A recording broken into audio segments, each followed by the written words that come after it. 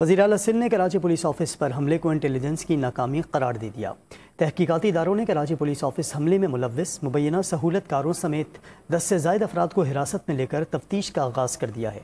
دہشت گرد حملے کے تیسرے روز KPO کی عمارت کو دفتری امور کے لیے کھول دیا گیا۔ رپورٹ کر رہے ہیں عاصم خان۔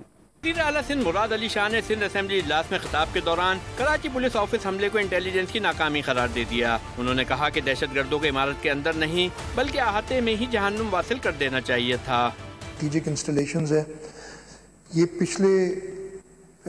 پیچھے گاڑی پارک کر کے وہ جو باربڈ وائر تھی اس کو کاٹ کے وہ اندر آئیں، جو اطلاع ہے پہلے تو ان کو ادھر تک پہنچنا نہیں چاہیے تھا، وہ انٹیلیجنس کا سارا کام ہے، اور ادھر پہنچ کے ان کو بلڈنگ کے اندر داخل نہیں ہونا چاہیے تھا، باہر ہی ان کو جہنم رسید کرنا چاہیے تھا۔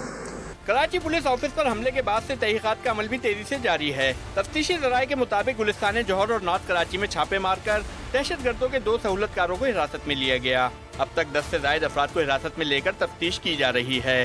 DIG ساؤتھ عرفان بلوچ نے ان گرفتاریوں کی تصدیق کر دی۔ گرفتاریاں چل رہی ہیں، ظاہری بات ہے کہ اتنا بڑا انسیڈنٹ ہوا ہے، ہم آپریشن بھی کر رہے ہیں، گرفتاریاں بھی کر رہے ہیں، لیکن ہم ابھی کسی نتیجے پہ کوئی ایسی بات ہم کر نہیں سکتے۔ نیگلیجنس تو اپیرنٹلی نظر نہیں آ رہی، کہ ہمارے پولیس والے جو وہاں پہ سیکیورٹی کر رہے تھے وہ خود شہید ہو گئے ہیں بیچارے۔